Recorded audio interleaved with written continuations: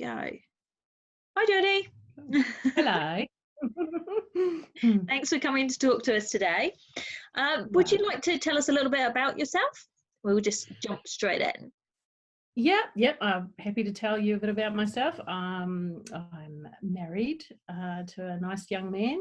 He's younger than me. And I've got 2 kids. One is 11 and one is 4, a boy and a girl. And I live in New Zealand, best place in the world.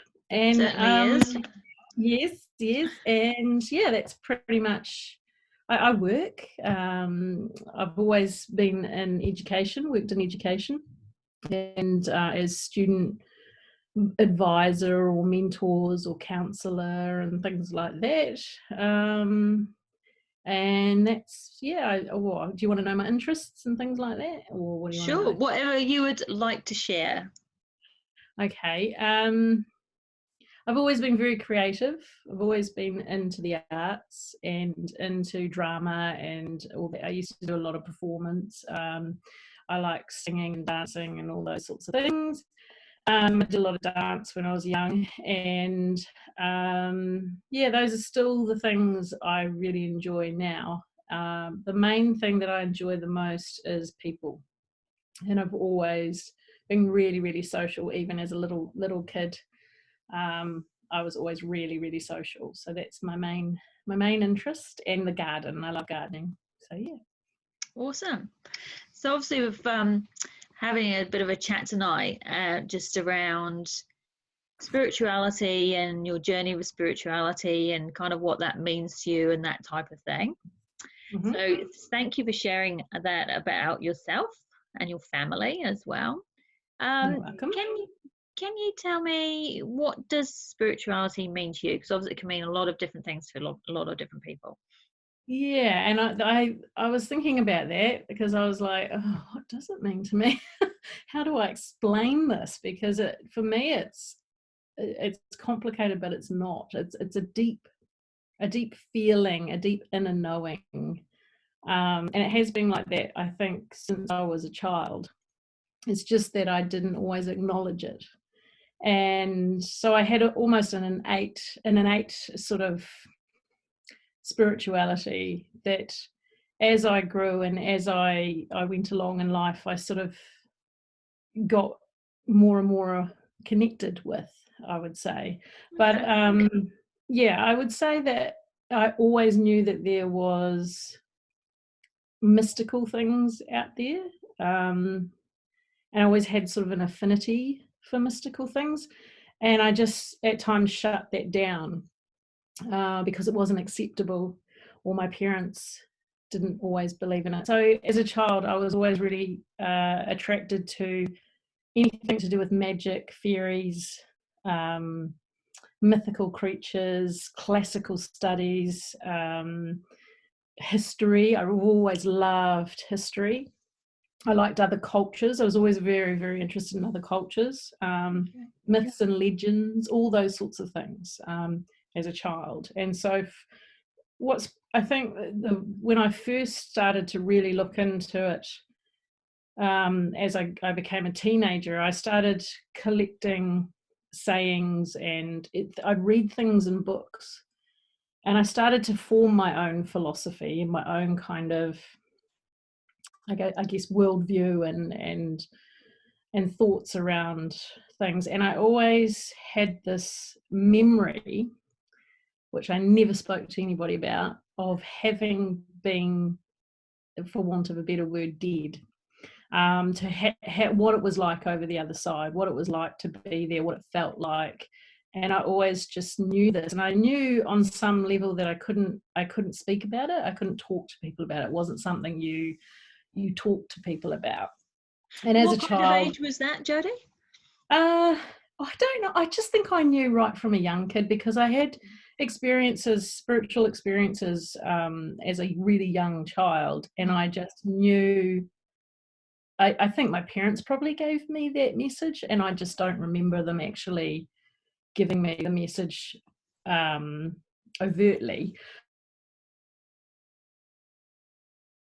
I just remember that it wasn't something you talked about with people. Okay. And so, I would say things to my parents that I experienced in the bedroom, and feeling more around my feelings about being scared, or being that I had seen things, and kind of have their reaction that it was all in my imagination, that usual.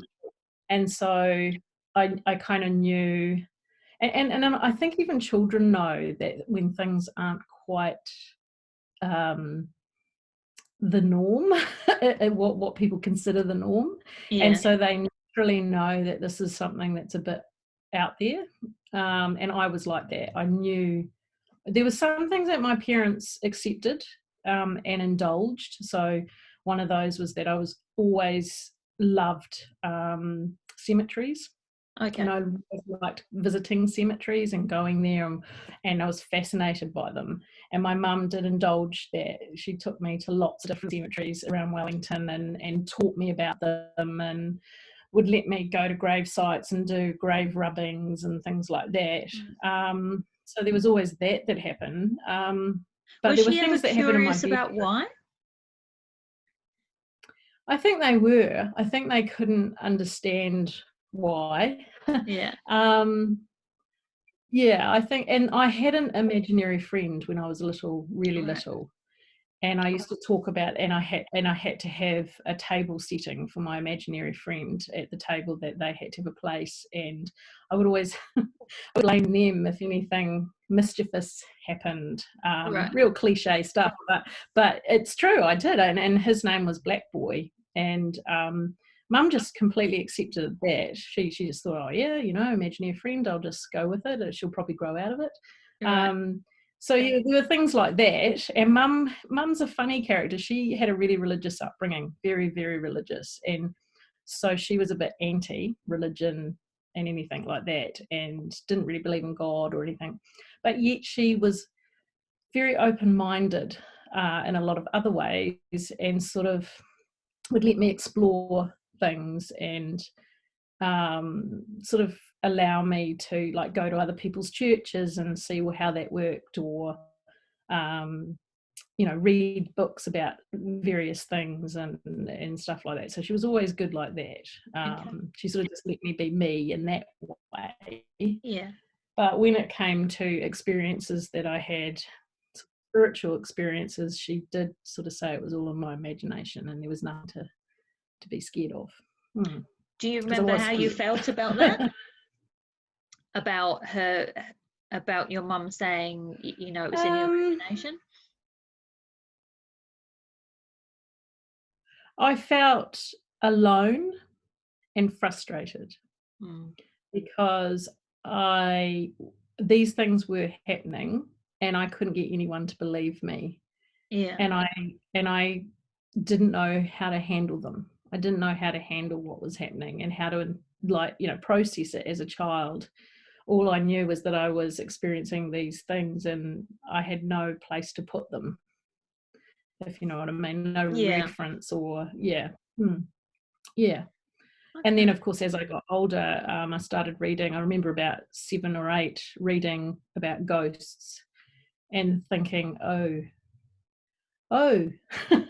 and then being even more petrified, because the depictions of ghosts in books are always awful, and scary and freaky, and same in movies. But then at the same time, I remember having this annual back in those days, in the 70s.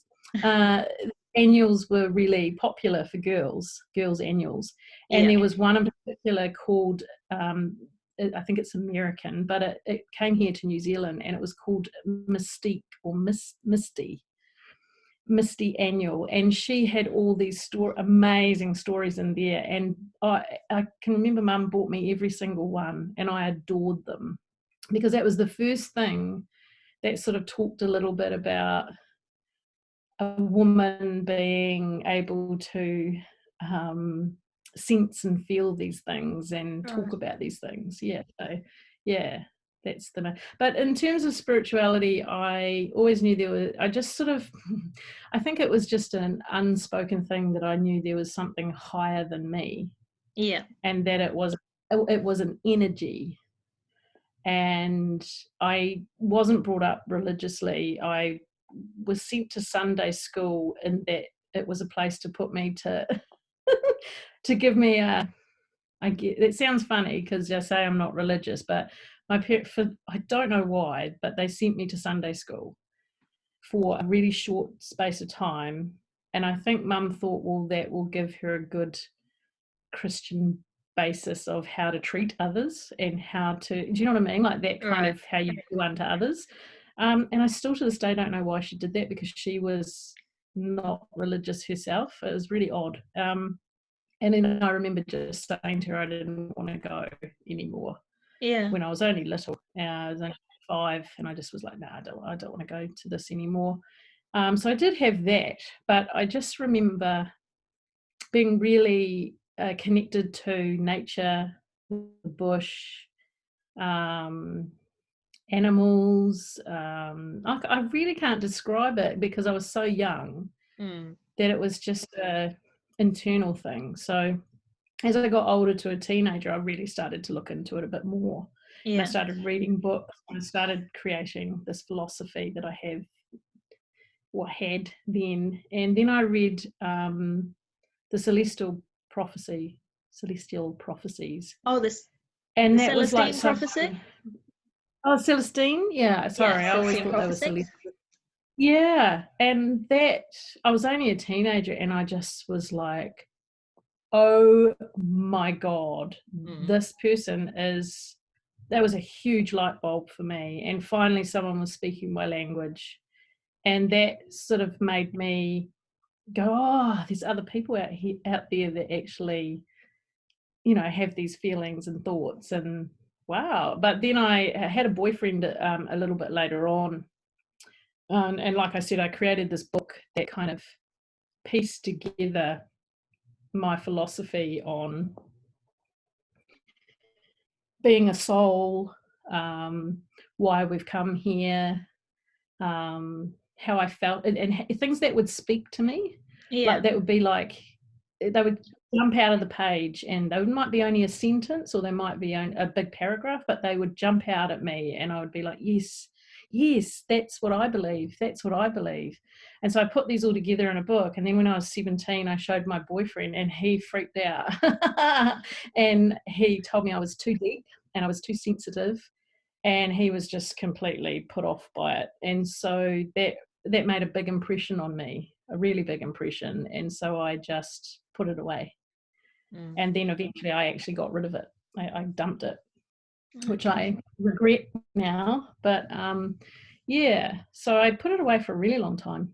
But I always kind of had affinities also to shops that sold crystals and incense and certain types of music, really Celtic ancient music. I always liked readings like that. So yeah, that's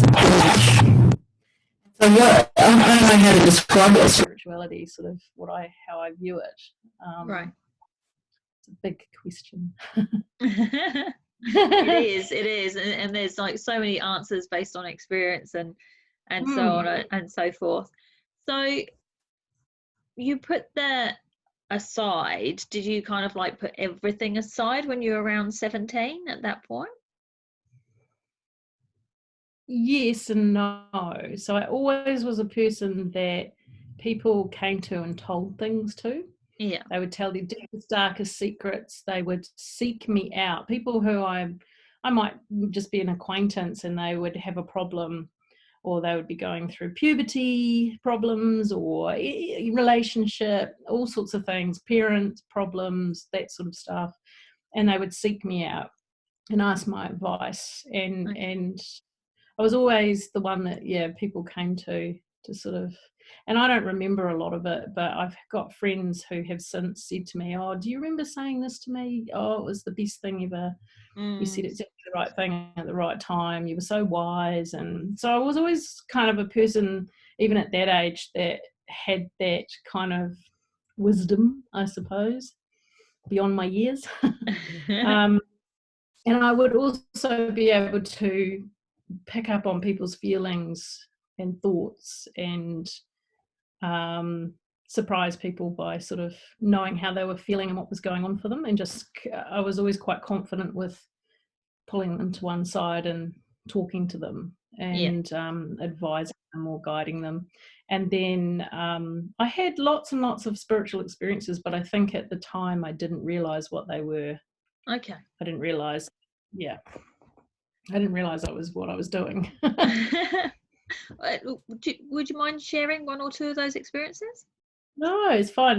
When I was a really little girl, I grew up in a house that actually was brand new and built. And I, now knowing what I know now, I think it was probably built on a piece of land that opened up something, or something was already there. I don't know what, but it wasn't terribly.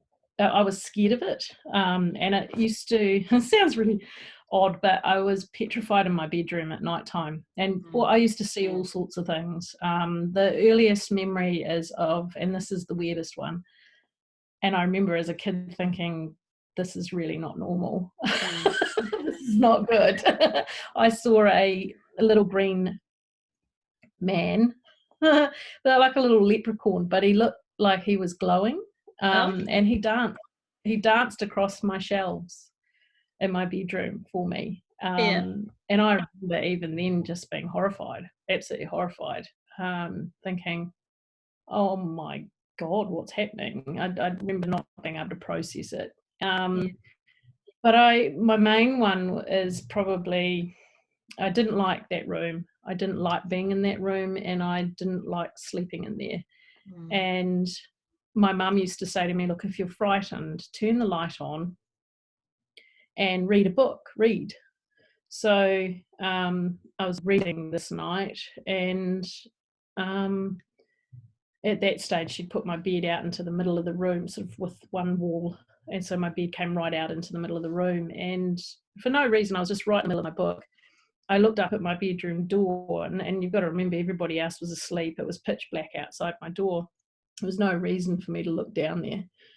And this, for want of a better word, this being, and I couldn't actually see, it wasn't something I could see as such. There was nothing there to see, like no actual person, but it was like the rest of the room went blurry, but the shape of a person was all clear. So all the rest of the room was blurry, and it walked around my bed, and then it leaned over me like it was checking on me. And my eyes followed it all the way around the bed, and then when it leaned over me, I pushed my head back into bed, you know how you sort of like that, and then it went. And I just remember going back to my book and just flittingly thinking, oh, that was a bit weird, and not thinking kind of, I think when sometimes these things happen, you can rationalize them a little bit. And so that's one of my memories. But my main memory growing up is of going into people's houses and feeling things. So I would feel that something was there and I wouldn't want to be there, or I would feel there were particular rooms that I didn't like, places I wouldn't go in their house, or that I got a bad feeling from. And it could even be around what was going on for that family. It wasn't necessarily anything spooky. It was just I could pick up on what that family was going through. So one of the ones that I experienced was I went to a girlfriend's house, and as soon as I walked in their door, I was just like, oh, I do not want to be here. I do not want to be here. There's something wrong. And they were all fine. She had older sisters and a little brother, and they were all fine. And then literally it got to about 10 to 5 when her father was coming home. And the whole atmosphere changed, and they all changed. And I kept saying to my friend, I need to go home now. I need to go home now. I need to go. She was going, oh, please stay for tea. Please stay for tea. And I was like, no. I need to ring my mum, and I need to go home. And he walked in the door at 5, and I just knew this man was not a nice man. and that he ruled the roost in that family. And the whole, it was just an awful, and she made me stay for dinner, and I didn't want to be there, and it was awful. It was the most uncomfortable thing I've ever gone through, and I never went back ever again after that. I never went back to her house again. So things like that I would pick up on. So picking up kind of like the emotion of the situation from the people around you, as well as having an interaction with, I guess, what we now know were spirits of some description or entities of some description. Okay. And so you kind of put things, did and didn't put things aside. So it sounds like you maybe went away from the entity type thing, or weren't experiencing that so much, or managed to squish it down or something. Push it down, I think. Still kind of feel those emotions going on. And at what point did that change? I think I sort of had a few dreams. I've had flashbacks recently, actually, of things that I remembered I'd said to my parents when I was in my 20s. So really in my 20s, like later 20s, probably after about 24, I really started to have some things kind of really start happening. One of them was that I had two dreams. One was from my grandmother and one was from my step grandfather. And they had passed over, and I had these dreams, and the dreams were so strong that I felt compelled to say something to my parents about it. Normally I would know that they wouldn't want to hear that sort of thing, so I just wouldn't say anything, but it was so strong, and the feelings and everything was so strong. I went to my parents and gave them the message, and their reactions weren't great. But so I kind of just said, well, I'm just going to leave that with you, and you can do with it but I'm just giving you the message. I'd actually forgotten about that. I'd forgotten I'd even done that. So that was one of them. But I just started to have more and more things happen where I knew things before they'd happened, or I knew stuff. And then I'd rented a flat, and it was haunted. And the girl in this, who had later on I found out she committed suicide there. She was a servant. She really targeted me. Right. Probably because she knew I was sensitive and could sense her. So she really kind of latched on to me, and that was quite tough. And so a lot of things happened then. And I started to think, I can kind of pick up on these things a bit. I just sort of started having little things like that happening. And then at work, people I worked with, I was able to sort of say stuff to them, tell them things. Not all the time, but just every now and again. I would just know I don't know how to describe it really. I just knew stuff. So one guy, for example, we were having drinks after work, young guy, and he said to me, I cannot get a girlfriend. I can't meet a girlfriend, and I don't know why girls don't like me. They don't find me attractive. And he said, I'm always the friend. And I said, actually, you're very attractive, and there is a girl who is really super attracted to you in your friendship group, and you just don't realize it. And if you actually really start noticing, you'll realize that she's actually madly in love with you, and she's the one for you. A couple of days later, he came back to me and said, you were right. I'm now seeing this girl. And she'd been there all along. So things like that. And another friend of mine, her father, she came from the States, and her father he'd been dying for a long time of cancer, and she'd gone back and had some lovely time with him. And then when she returned about a month later, he passed away, and she happened to be down south in the Sounds, canoeing around the Sounds.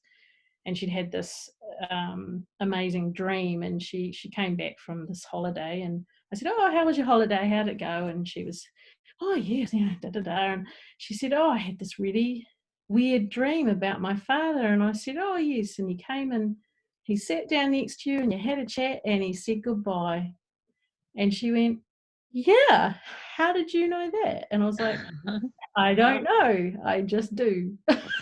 She goes, yeah, he hard out, sat down with me, and we had this beautiful conversation, and then he said, I have to go now, Jen. I love you, goodbye. And I was like, yeah. It was really, so things like that started happening. Yeah. Oh, wow. Yeah. And what kind of, and is that quite recently, or was that in 20s, 30s? That was 20s, my 20s, yeah.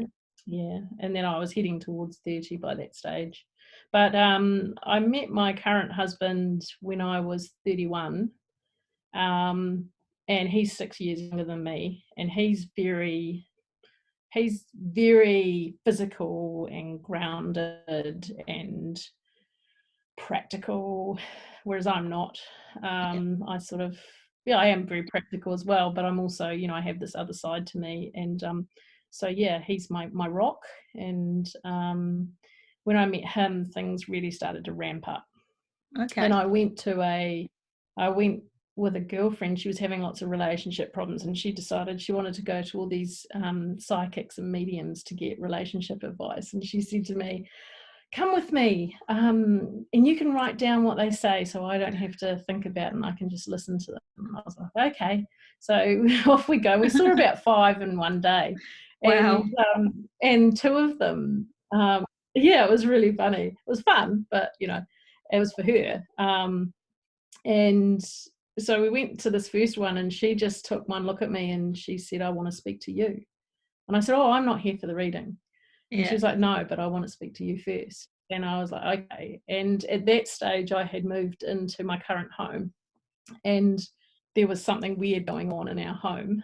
And I had picked up on it. There was a man here, who wasn't very happy that we were here. This was his house, and he frightened me a little bit. So I made Carl sleep on that side of the bed because he was on that side of the room, so I made him sleep there. And I said, I'm not sleeping on that side. and then so she said to me, oh, I want to talk to you. And she said, you've got something in your house and you know what it is, and you need to ask it to leave. And I said, yeah, I do.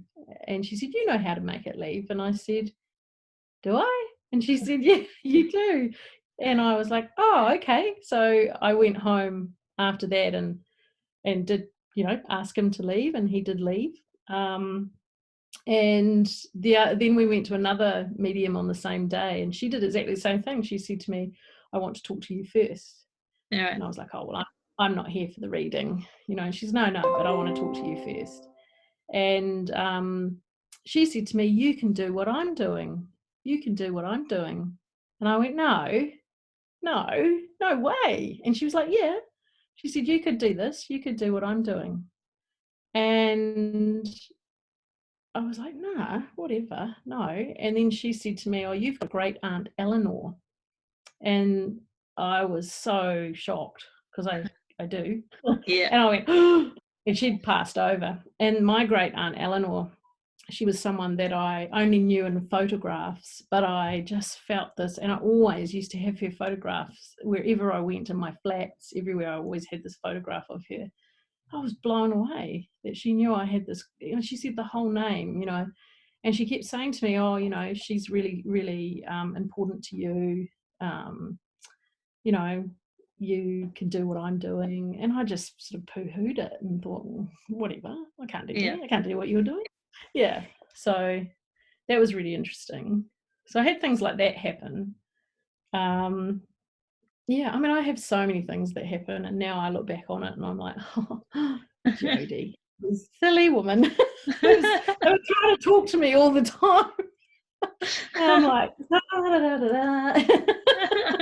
Yeah, it's quite funny. So it's quite interesting that you had that jump when you kind of got together with your husband and moved in together, like you had that acceleration. Have there been any other points where you've had like accelerations like that? Yes, I have. Like in the last 3 years, I would say there's been a massive acceleration. It's really been in the last 3 to 4 years, and it's just gone. It's been incredible. It's been fast too, and a lot. So that's been the biggest. Yeah. That's interesting. It is interesting. And obviously, you've got 2 children with you now. Yeah. And do they experience any of this, or? Yeah, they do. Even Carl does, if he's honest. Yeah. Carl actually has experienced things too with me, with like in the house and stuff. But he doesn't sort of get it on the same level that I do. But he and I have always often known what each other was thinking. Right. Things like that. So but I don't believe in twin flames and things like that. I don't really go for all that. So I don't see him as my twin flame or anything like that. It's just interesting that he's more sensitive than he realizes, but he's so practical that he doesn't go there. And he's been brought up so conservatively that he doesn't kind of go there as much. Yeah. But he does have it. That's interesting, isn't it? When maybe one person is or has lots of different experiences, you know, in terms of spirits, and maybe one person either doesn't at all or doesn't believe in it, or does but maybe would prefer watching you. Yeah. Dipping, you know, jumping in or dipping their toe in or whatever. Yeah. Like he doesn't have the spiritual side of it, like as in seeing spirits or hearing them or anything like that. But he definitely has a way with people, and he kind of is often a guider as well of people, and people tell him things, and he has a sensitivity to people. Yeah. So more that kind of like empathic, that feeling of emotions, more so than, like you were saying, than the spiritual side, and is seeing and interacting with spirits as well. Yeah. Interesting. Yeah. So the skills, gifts, I don't know. How would you describe them? I was never comfortable with calling them my gifts until recently. I never ever that felt really uncomfortable for a long time. I think probably in the last year, since about the beginning of 2019, I actually started to say to people I have a gift. Before that, I never felt comfortable with that at all. I guess you can call it a gift. I think everybody has this. I think everybody has it. Maybe not to the extent that I have been experiencing, but a lot of people, you start talking to a lot of people, and most people will come out with some sort of spiritual experience or story about a house or something that they'd experienced. It could even be in nature or at a place, but they've had some sort of experience. And once you get going, all sorts of stories come out. Yeah. So do I have a gift? I'm definitely not a guru. I don't know all at all. I'm still learning. So yeah, I guess I do. What I think has been most surprising is when I actually started to, because I thought reading was cheating. So if I read about anything, that was cheating. That it was better if I had no knowledge and I experienced things and then went, oh, that's what that was. So when I did start to actually read, just recently, only probably last year, I realized that I actually have all senses. So I have clear audience, clear sentience, clear, what's the other ones? Cognizance. Taste, smell, you know. Yeah. Yeah. So I've got the lot, which blew my mind. I was like, God. And is any one of those stronger than the others, or are they quite equal at different times? Yeah, they're equal at different times.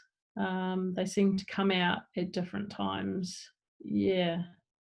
Um, and I didn't realize what I was seeing was spirit. I heard people saying, "Oh, I saw a ghost," and I'd be like, "Wow, that's amazing," thinking they'd seen a hard out person standing right there. Yeah. And then when the more I sort of went along, and I realized I heard more and more people talking about shadow people. Right. I was like, "Oh, that's what I'm seeing," and Yeah. realized that that's what a lot of them look like, is like a shadow. Yeah. That not a lot of people see them as clear, like a person standing right there. There are some people that do, Mm. but yeah, I haven't met a lot of those. But yeah. Yeah, I've heard as well that it takes quite a lot of energy for a spirit to present themselves, like, as if we were looking at you or I, or whatever. Yeah. So, yeah, yeah. Yeah, I think that's something that surprised me in the last few years, is how much energy it takes out of me. Mm, Yeah, I didn't realize how sort of much it can sap my energy. yeah. And is there anything that you've learned to do around that to kind of like protect that, your energy? Not really. I think the biggest thing I've learned, and I've noticed a shift, is that I've relaxed more. Right. So when it happens and when things happen, if I'm more relaxed about it and I don't get so freaked out, and I just go, "Oh, okay, here we go," I don't get as drained. Mm, Mm, okay. So yeah, taking that's away kind of like that little bit of fear by, I guess, m- experiencing more and varied conversations or yeah, apparitions, yeah, or yeah, totally. Yeah, experiencing it more. The more yeah, I've experienced it, the more laid back I've become. I'm still not completely there. I still at times get a bit freaked out. But yeah, I am a lot more relaxed than I ever was about it. So yeah, it has been good. It doesn't yeah, set me as much. that's good. And I'm not quite sure that we ever really stop learning. It's almost like there's always new Mm. things and different experiences and stuff like that. And I Yeah. guess we learn to deal things differently and find what works for us, and things like that. And I guess talking about that, is there anything that you would recommend, say, to somebody watching this video who, who has maybe had similar experiences to you, or maybe at another stage that they've spoken about in your journey? Is there anything Mm. you would recommend to them to do, in terms of either resources or people to talk to, or I don't know, all of the Mm. above? Yeah, I would say to them not to be frightened to reach out and talk to other people who have had these experiences, or who are spiritual. And there's lots of different types of spiritual people out there. And when I first started stepping out, I was very unsure, because I, like a lot of people, had experienced some really unusual people who I was very off put by. And also there's that social conditioning, that cultural conditioning, that spiritual people, or these sorts of people are weirdos, and strange. And yeah, there are some strange ones. I will say there are some strange ones. But if you can just go along and be really open-minded and go, well, that's their belief and that's cool, and they can believe that. I don't have to feel pressured into doing anything I don't want to do, and I don't have to believe anything I don't want to believe. And I can, you can do that in a book. You read a book and you might think, oh, that's really cool, and you might read something and go, oh no, that's not really for me. And so that's what I did with exploring. Mm, And it's just about being brave, really, because the braver you are exploring and reaching out to people and finding circles or places to go to sort of learn about it, the more you meet amazing people and you have amazing experiences, and it opens you up to yourself. yeah. And have you found that by doing that exploration that you have, I I guess, not accepted. It doesn't sound like you had a problem with accepting your gifts, maybe the terminology, but I don't know. It doesn't. Would you say that's true? It was a kind of an acceptance that it was part of you, and it wasn't really a fight as such about. Yes, yeah. Because I think it had been a fight. I thought I was a bit of a freak, and I thought I was a bit odd, but it got so to the point where I couldn't deny things that were happening, that I knew I had to be brave and step out of my comfort zone and reach out and start to explore it a little bit more and not be so frightened, because I've got a cousin. He's a distant cousin. He's a first cousin, but I don't see him a lot because we have a massive family, and we had a family reunion.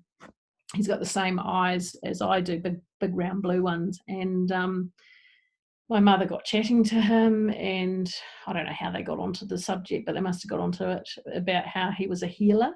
Right. Now, no one knows this, and he said to my mum, I don't tell anybody in the family because they think I'm strange.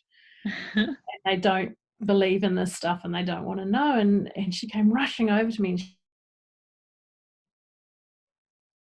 and Jody, you've got to talk to Dean. You've got to go and talk to Dean. He's a healer, and you'd have a lot, to talk about. So I went over and I was chatting away to him, and we were. It was amazing. It was the best conversation, and I hadn't had a conversation like that before.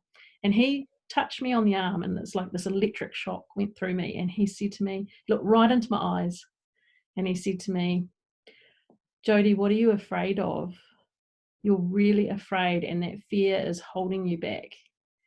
You need to conquer that fear, and you need to get out there and go for it. And I was like, so after that I was like, yeah, he's right. I really do. I'm going to do this. So the first thing I did was I found a local group, and I went along to that, and I just started it wasn't very expensive, and they had lots of interesting speakers and lots of interesting people, and they did meditation, and they did a bit of chatting. They'd choose a topic for the night, and they'd talk about that topic, and they'd have speakers come in, and it was really interesting. And it was lovely. You'd have a cup of tea and a bicky, and there were healers there if you wanted to have some healing. There was a clairvoyant there if you wanted a reading. They had cards and books that you could purchase for a discount, a lot cheaper than in the shops. And I met some amazing people through that, but I started to feel as though it just didn't fit. It wasn't quite right. It was a bit, for want of a better word, old-fashioned. Right. And I wanted something younger. I wanted a younger crowd and a newer way of thinking and about, spirituality and these things. It just felt a little bit old-fashioned. And so it was like sort of going to something with your nana, and it was really a little bit old-fashioned. And and so cozy though. Yeah, it was cozy. It was lovely. I mean, I met lots of lovely people, and I found, because I read cards. I've got crystal cards, and I found those there. I felt a real affinity for those, and I got drawn to them. And I did go to the clairvoyant, and she ended up giving me my reading for free and telling me to go out and get those cards. She didn't even know I was attracted to these cards. She just said, there's some cards out on the table waiting for you. You need to go and get them, and I won't charge you so that you can pay for them, because I know you haven't got a lot of money. And she said, you can do this. You can do it. So I was like blown away, because I knew nothing about cards. I'd never even thought about reading cards ever in my life. I just thought that's something that, really gifted, amazing people do, that have a huge gift. So I got the cards from there, but my parents started to become more and more open-minded as they got older. And as I started having experiences and talking about them more, there's some things that happened that they couldn't deny. And so they started opening up, and they started, really opening up. And so they now want funerals that are not, your average Joe funeral home funerals. They wanted alternative funerals. And so I thought, well, I better go and learn about this. So I went to a death doula course, which is pretty out the box for me. I wouldn't, it was pretty out there for me to go along to this. And it was a workshop, a weekend workshop. And that's where I met a mutual friend of ours, Malcolm. And things just took off from there. Yeah. And he introduced me to more and more people, and sort of through him I started going to other groups that were a bit of a younger crowd. Yeah. And I felt more of affinity there. Yeah. It was great. Cool. Yeah. Found my peeps. I found my tribe. That's awesome. That's really good. Yeah. And so are you great. It was everything. That's cool. So are you out there? Sorry, say that again. So are you out there like you were told? No. No. No, I'm not at all. I still don't fully trust what I do. I don't know if trust is quite right. I don't like coming across to people as though I'm quite humble in it.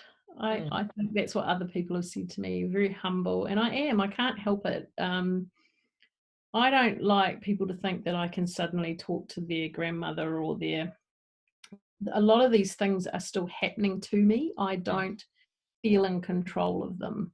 Like, I don't feel I can sort of, I've had moments where I have called people and they have come and talked to me, but I'll have moments where nothing happens, and that's frustrating. Yeah. I would love to be able to do that for people. I would love, if you're going to give me a gift, this is my frustration with it. If you're going to give me a gift, give me the bloody gift, so I can help people. I can really do this stuff and get on with it. But I'm still learning, and I am still growing, and I have really on times and times when there's no light switch on at all. And this is one of those times. And so, yeah, that's quite frustrating. Yeah. I find that very frustrating. Yeah. Where would you like to go with this? I would love to be one of those people that people come to and say, can you contact so-and-so? And I contact them and I give them whatever message there is. I'd love to do that. I just get such a peaceful, I feel really good when I give these messages, and I can see what an impact they make on people and how much comfort they give to people able to do that for people. It's beautiful. It's beautiful to be able to do that for people.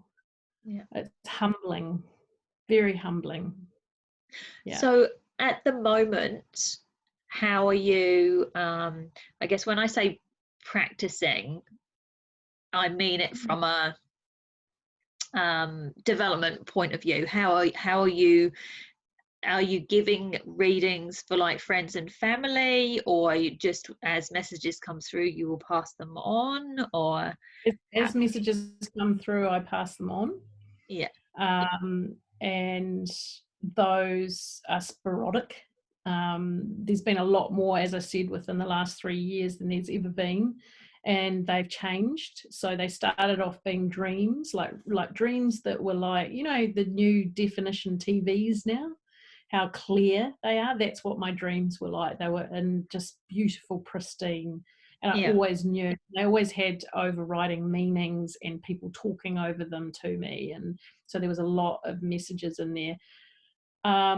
Those dreams don't happen anymore. I actually will now, more and more I'm awake. I'm sitting here like I am with you, and I have people come in, and I've had a lot more of that than I ever used to have. So that started happening. So the dreams don't so much. They will occasionally. And yeah, it's really hard to describe because there's sort of, some of those dreams are quite murky as well. it really depends on the person coming through as well. Sometimes they aren't always, they're a bit fresh. Some of them are stronger personalities than others, so they seem to be better at communicate, even though they've only just passed over or they're about to pass over. They are stronger than others. Others are really weak. Others take years and years and years to come through.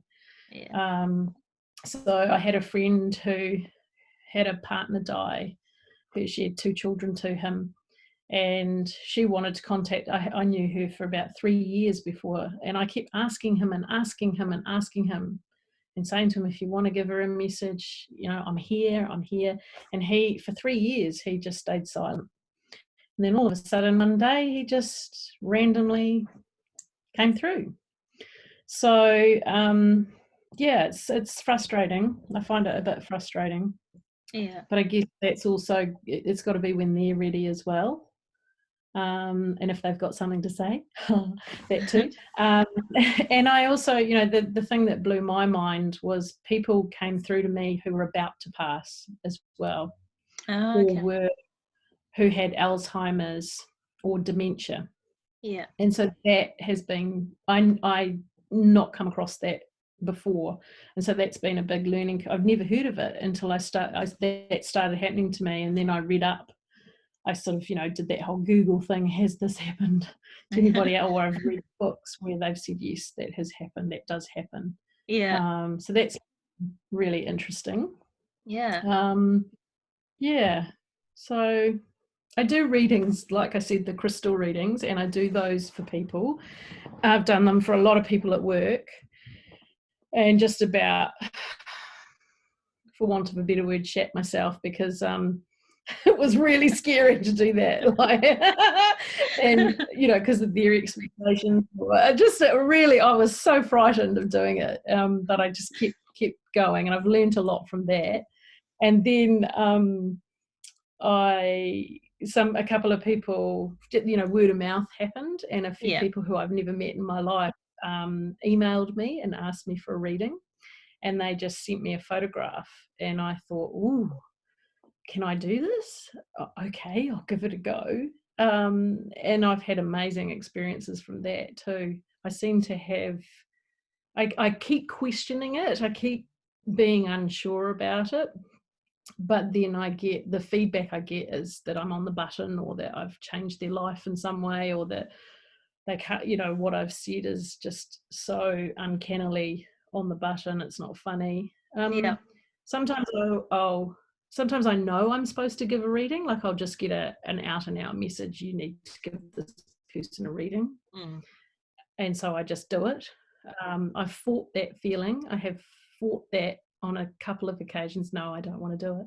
I don't want, no, I can't, no. And then they just hound me until I do it. They won't leave me alone. So yeah. And and that's just my fear, I think. And those ones in particular where you've kind of gone, no, and they've gone, yeah. And just to be clear, they are, what should we call them? Spirit guides. Yeah, spirit, if you want to call them. People on the other side that are helping, whatever you prescribe to, right? Yeah.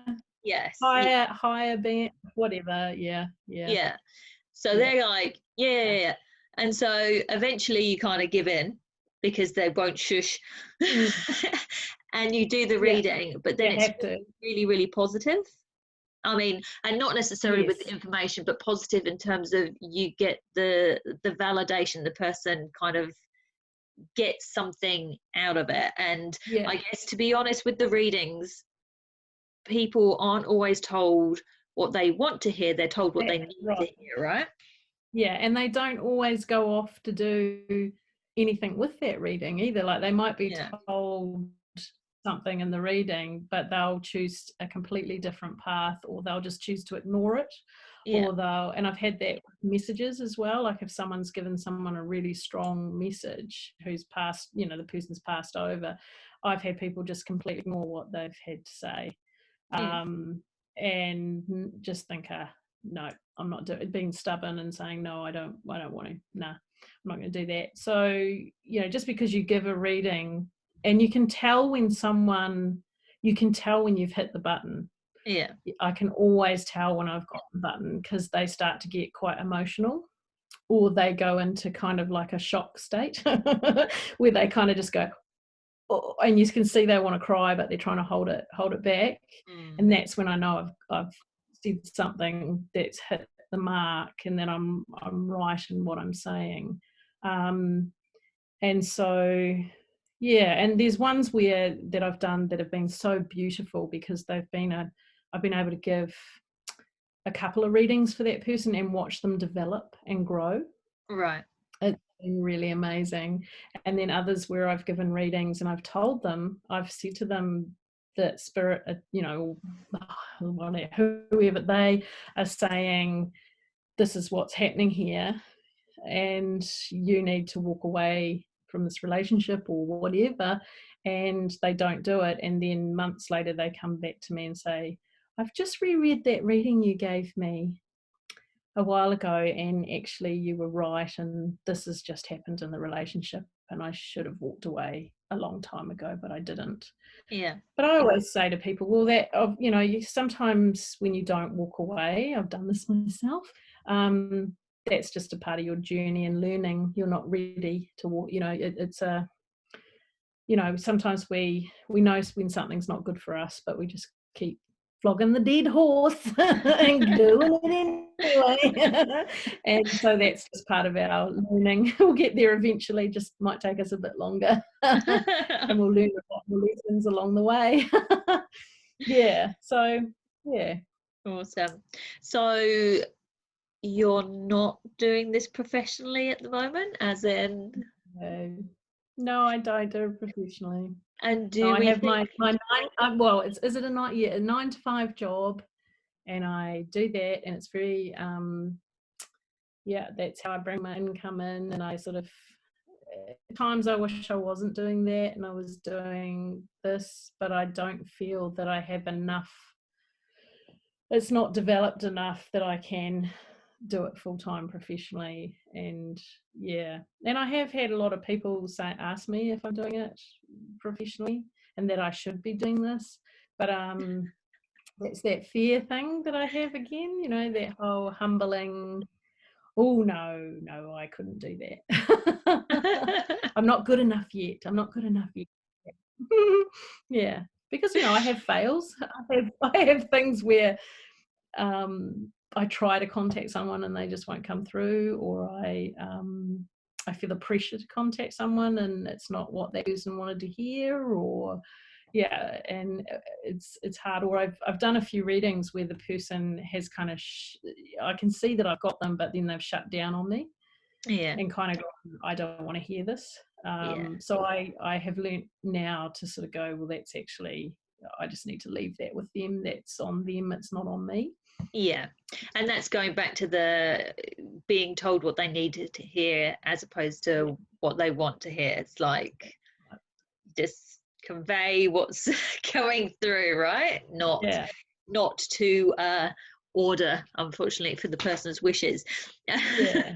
Yeah. I mean, I never ever used to talk about this stuff. I never talked about it. I never told anybody.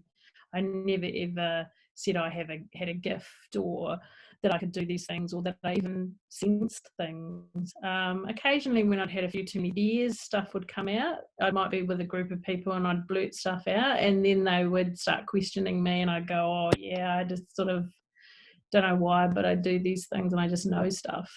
And I remember having a conversation with my brother. He's 5 years older than me, one night, and all sorts of stuff came out, and he said to me, Jody, I've got that gift too, but I just shut it down.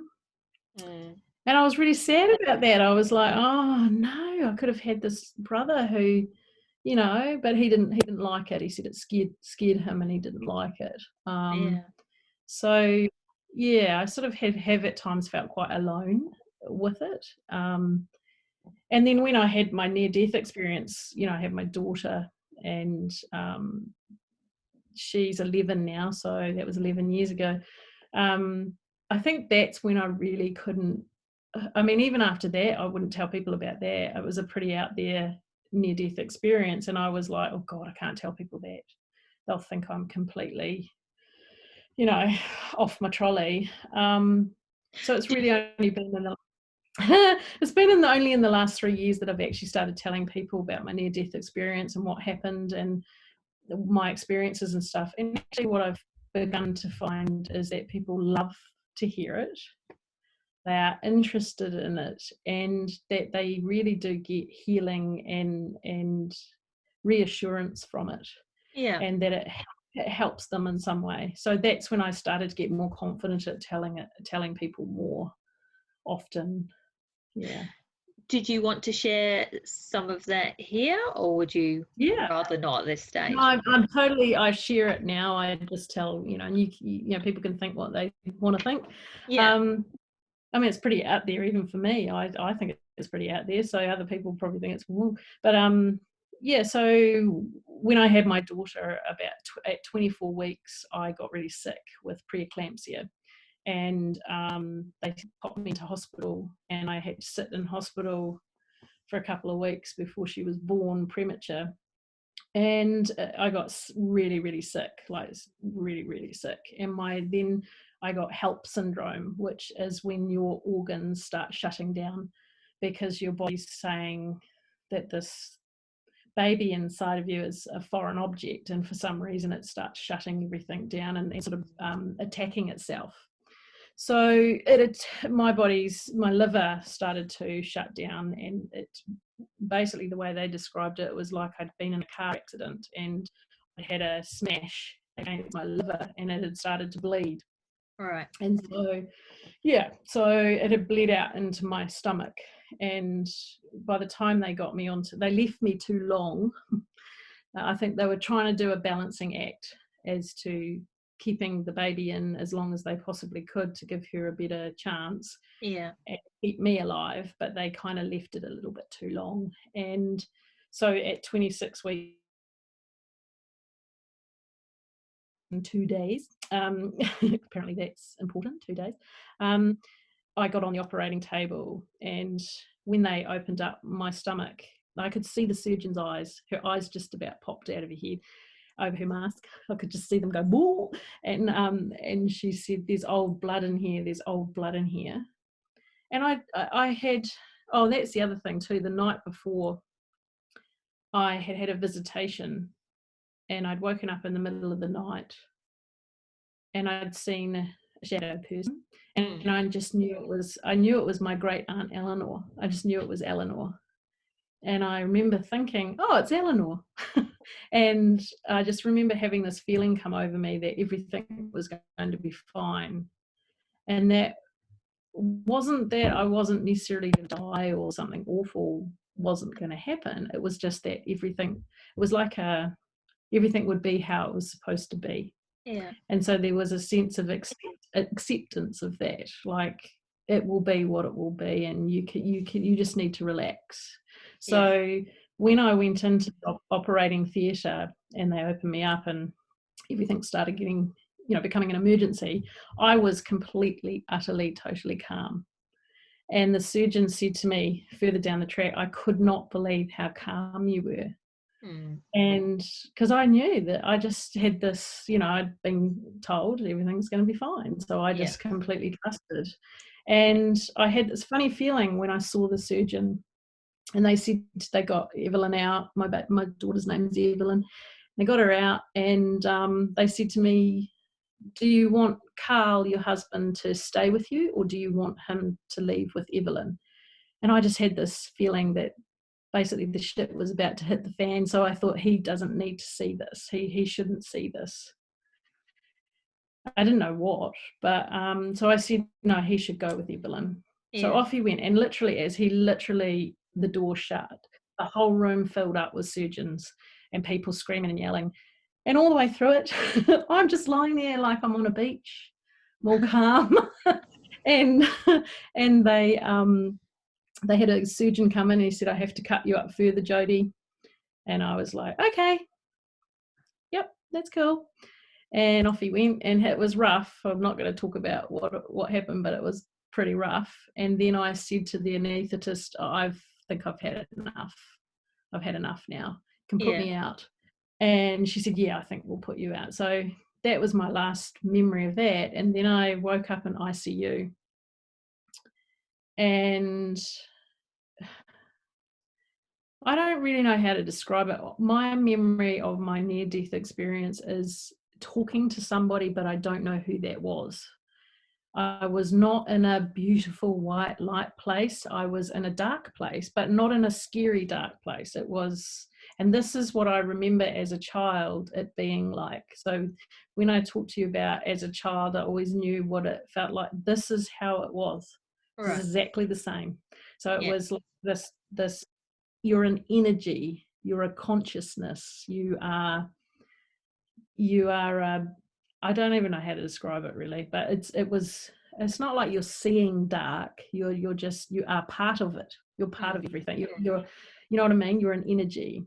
Yeah. And it's really nice, it's really,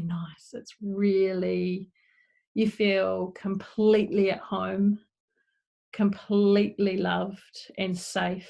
And it's not like it is here. When you're here and you feel loved and safe, and it's nice, but up there it's like that on steroids. Yeah. It's millions fold, you just feel utterly at one. And I just remember having this feeling like they showed me what Evelyn's life would be like without me, and what Carl's life would be like without me if I didn't survive, and that it would just be okay. It would just be a different way of life and a different path for them and a different experience for them as a soul. Yes, there would be hardships that they would experience, but it would just be a different experience, and that there was no attachment of, oh my gosh, I can't put them through that, or that's going to be really awful. It's just different. It's just a different soul experience. And if I stayed, I didn't have a feeling that I had a choice, like that someone said to me, you have a choice, you can stay or you can go. There was no choice. I just suddenly woke up. And I had a tube down my throat because they were breathing for me and things like that. And I remember seeing my parents standing beside my bed. Right. And I remember feeling this love for them, like again on steroids love, like this unbelievable love for my parents on this whole other level, and just thinking, oh my God, I just love you so much. And worrying about them and how they were feeling and if they were okay. And apparently I was speaking to I'd pulled the tube out at this stage. It's another story, but I pulled the tube out. And I remember saying to them, are you okay? Are you all right? And then I don't remember anything else. But I remember seeing them. And my mum later told me that I was saying to her, it's okay, Mum, everything's going to be fine. Everything's going to be great. Everything's going to be fine. And then I was saying that Jesus is here. It's okay, Mum, Jesus is here. Everything's going to be fine. Jesus is here. It's all fine. Now, I am not religious. I don't pray to Jesus. I don't, I just wasn't that way inclined. I had a bit of Sunday school as a little one, but yeah, that's about it really. Then my husband's parents came and saw me at midnight, and again, apparently I kept saying to them, everything's going to be fine, don't worry, everything's fine, don't worry about it. And my mum said she just thought I was on some really good drugs. And Jode's on some good drugs. And then as time went on, then I became more coherent and things like that. I kept talking about it, I kept saying it. She thought, oh, there's something to this, there's something going on here. Yeah. And then about 5 days later, I was still in ICU recovering, and my husband was sitting beside my bed, and I'm wide awake at this point. I'm lying down, but I'm wide awake, and I felt this spirit, for want of a better word, I felt a spirit come in, a woman. I knew it was a woman, And I said to my husband, he was just reading his book, and I said to him, oh, there's a woman here. He said, no, there's no one here, Jody. There's no one here. I said, yeah, there's a woman here. And next minute I felt the bed go down, like someone sit down on the bed, like that feeling. You know? And I said, oh yeah, she's just sat on the bed. She's sitting on the bed. And he said, no, there's no one here, Jody. I said, yeah. And then I said, oh, she's just touched my tummy. She's just touched my stomach, which is where all my surgery and everything had happened. And it felt like someone, you know, that feeling when someone just gets their one finger and just pushes lightly. That's what it felt like, that a little bit of an indentation, just slightly. And then I felt like when a drop of water drops into a pond and creates that ripple effect, you know, that goes like that. That's what I felt across my stomach. It went right the way across, and it was all cool. It felt so good. God, it felt good. And like a bit of healing, basically, I think is what they were doing. And so it just spread out across my tummy. And I said to my husband, oh, she's just touched my tummy. She's just touched my tummy. And he kept saying, no, Jody, there's no one here. And I was like, yeah. And then next minute, I still get embarrassed for a little bit when I tell this story because as I said, I'm not religious. Next minute, I have never felt anything like, it's like, again, the only way I can describe it, because you can't describe it in words, it's like all the love in the universe tenfold. And it just went all over me. And I said to Carl, oh, Jesus is here. Jesus is here. Oh, Jesus is here. And I was just like, this, you know, it was amazing. It was so amazing. And he's going, poor man, he's going, no, Jody, no, there's no one here. I'm going, yeah, Jesus is here. Jesus is here. And the way it felt was that he was not just there for me. He was there for everyone in that ICU. Right. All the other patients.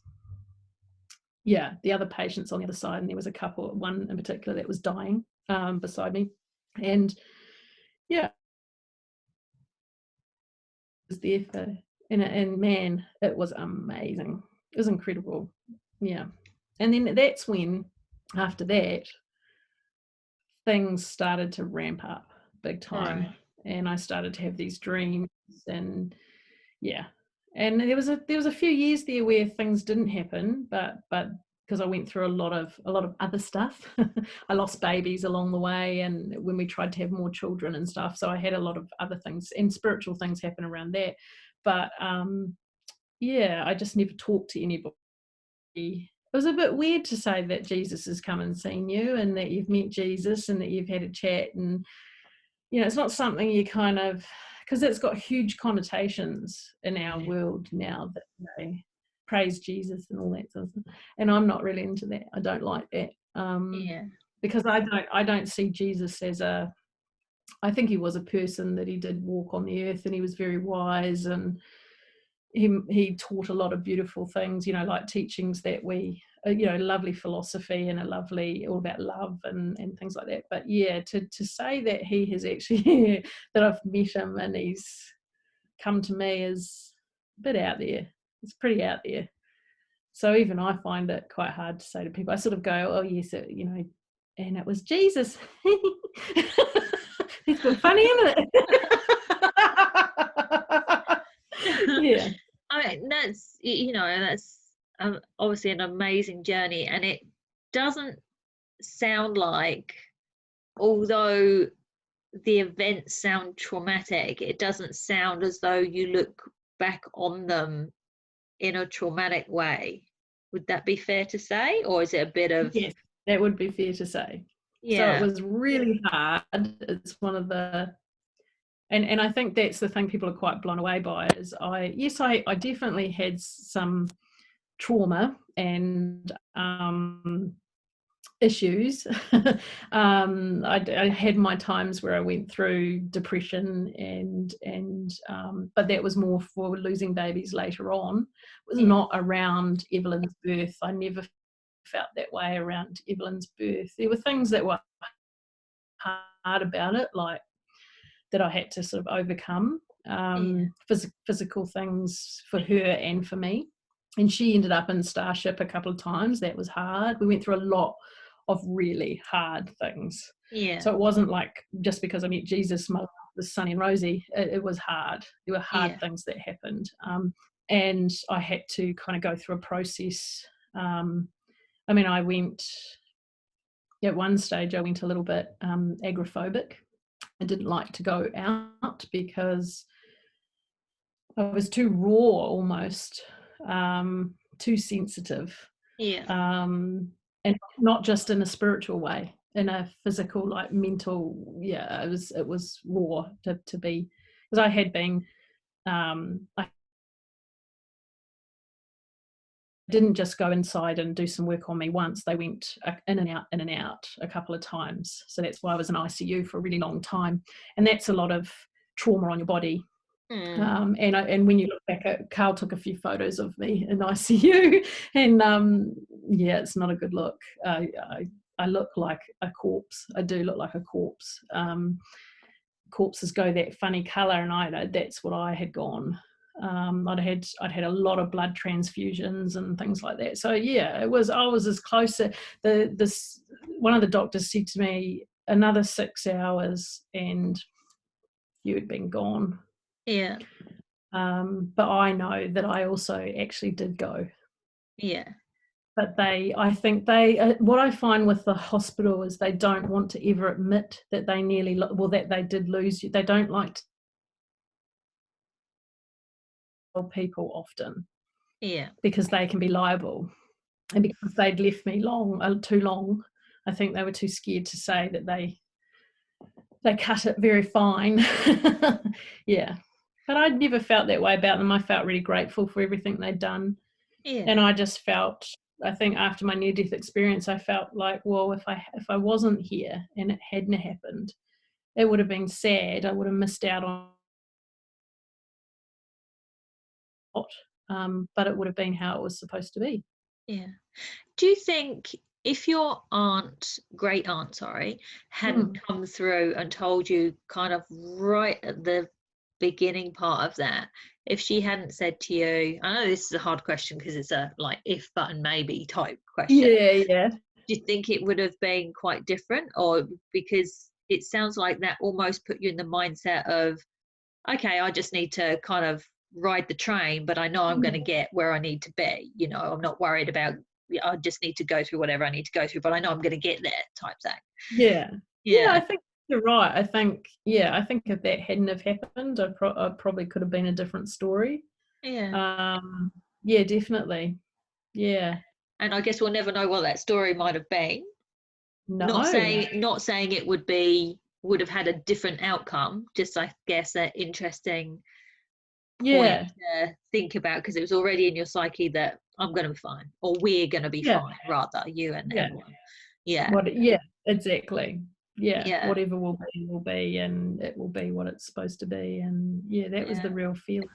And I think the fact that I accepted that is probably what a lot of people wouldn't necessarily accept. So the fact that I saw her and just went and just accepted it is probably what makes me a little bit more unique, in that I accept those things sometimes. I have these things happen and I accept them. A little. I mean, I don't always, obviously, because I still have things that I get fearful and scared of, and so. But there are times when I literally will just accept what's happening. I'll accept the message, or I'll accept things. And do you kind of feel that in your heart or your head, or something different? In my psyche, in my heart, in my head, in my being. That's probably how I describe it. Kind of an all-encompassing knowing type thing. I talk about knowing a lot, just in a knowing. it's really hard to describe that knowing, and I think that's the part that Carl, my husband, and I have talked about. That's the part that he struggles with, whereas I don't as much. Yeah. And I think that's the thing that people talk about when you start developing your intuition and you start, I don't know, working or exploring this stuff. That's the part that's you've got to learn to trust. And it can be really difficult to learn to trust that. That's the part that can be quite a challenge at times, because your rational brain will second guess you and try and rationalize things and talk you out of it, or say people are going to laugh at you, or people are going to think you're a weirdo, or So just on that subject, how have you, I guess, gained that trust in yourself? I suppose it is really, isn't it? Trusting that knowing. How have you kind of built up that trust and not thinking, oh, I'm a crazy person, I'm just hearing things or whatever? I think because some of the messages that I've given to people, some of the things that I've said have been so on things that I could not know. Yeah. And that's given me confidence, I guess, or a bit more confidence in what's happening to me. And also having met people that when I've bounced off, so I've been able to now say to people, oh, this happened to me, I had this experience, and have them kind of validate it and tell me that it's okay and that it's accept it, don't be frightened, this is how to handle that, or this is what that is, or things like that. I read a book, this book was huge to me, because it's by this medium, and I've read some medium books, and they talk all about themselves. They just go me, I. Whereas this one, she was just so down to earth. She was now in her 70s, and she started off at about 15, 16, and she didn't, she struggled. She had this, a similar struggle with it. It wasn't accepted back in those days. It was just not the norm. And her journey and her way of writing was just so down to earth about, and she sort of described kind of what was happening and what things are like, and that was really good to read. Her name's Echo Bodine. Okay. And her books were just so good for me personally, because she was so down to earth. She wasn't like wearing all these like caftans and turbans and had a crystal glass, or you know what I mean? Like she was so down to earth. Yeah.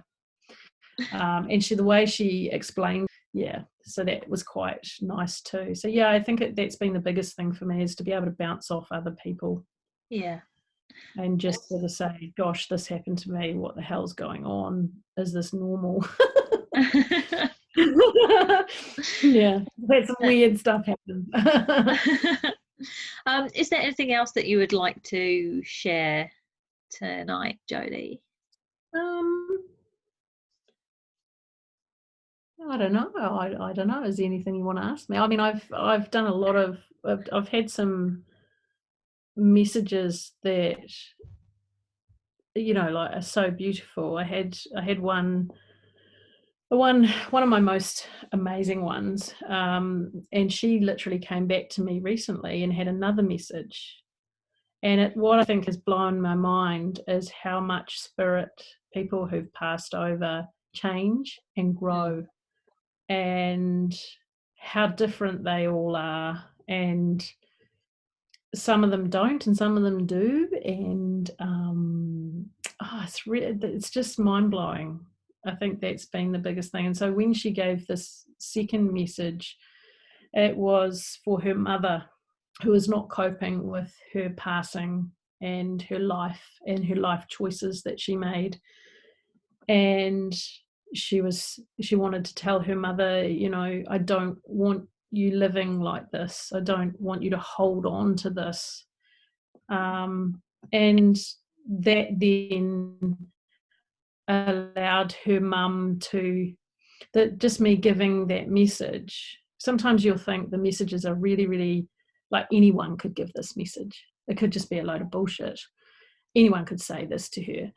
But then when it opens up a dialogue and that person then tells you things, like you tell them things you couldn't know, and that allows them to open up and tell you things that they haven't told anybody, and they release something. They release some grief, or they release stuff, and you see them shift, and you see them starting the healing journey. That's really amazing to be able to do. And that mother told me that she had never cried at the funeral. Nothing. She never cried because she was so angry about how this girl had lived her life, and how the choices she'd made, and all around her death and her life. And so she didn't want to cry for that. But when I gave her this message, she cried, and she told me all these feelings that she'd never told anybody, that she'd been having and that she'd been holding on to, and all this anger. And I was just like, man, I walked out of there and I got in my car and I cried. And I just was like, whoa, this is a big responsibility, man.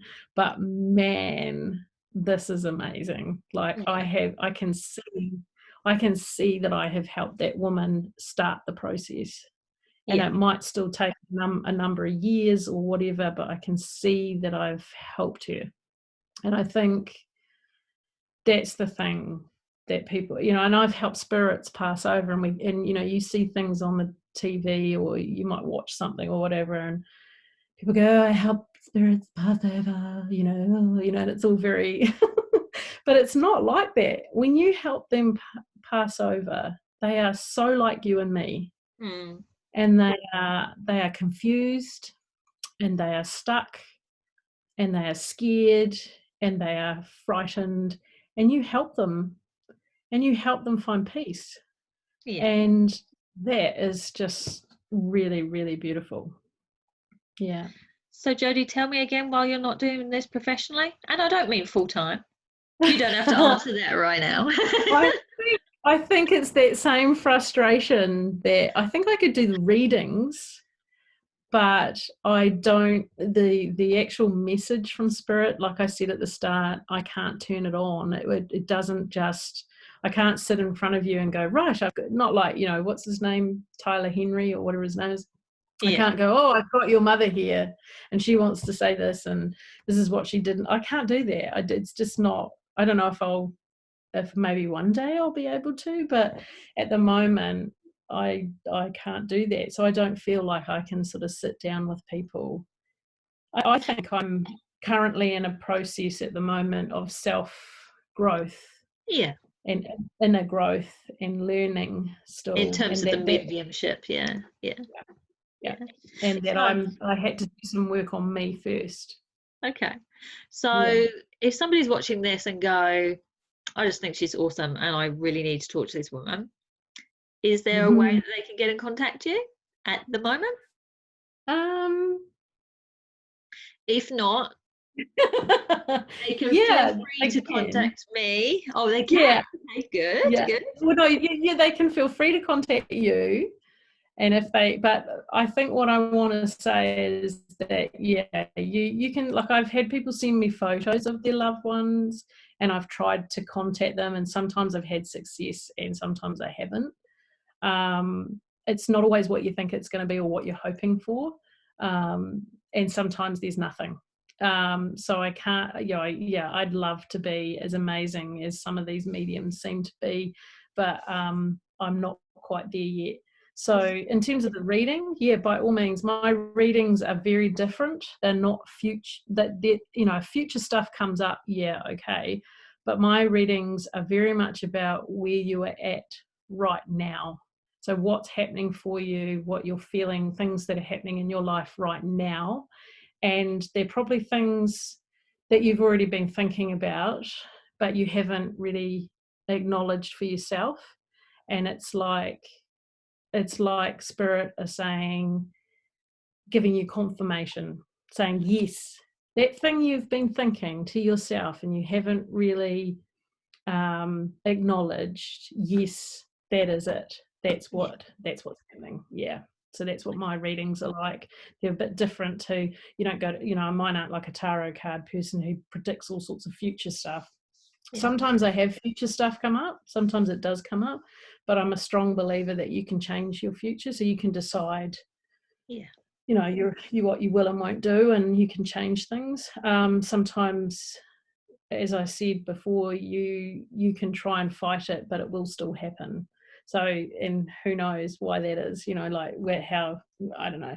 It's just, I'm sort of, I've had people who I've done readings for, and once again, it's really beautiful. They cry and they just know that it's the right message for them and what they need to do. So it's very much a guiding, I guide them through the reading. Yeah. That's awesome. Thank you. So You're thank welcome. you so much for sharing your journey so far and your experiences through your life and so on and so forth. And I'll post some contact details linked to this video. And if people would like to get in touch, then I can always pass those details on to yourself, Jody, and we can work things that way. And I guess the last thing around what we've just been saying is it's always important to own your own journey, and look at things, get some advice, get some guidance, but still own your own journey at the end of the day. So thank you for spending the time, beautiful lady. And you take care, and hopefully we'll catch up soon. Thank you. Thank you. Bye. Bye.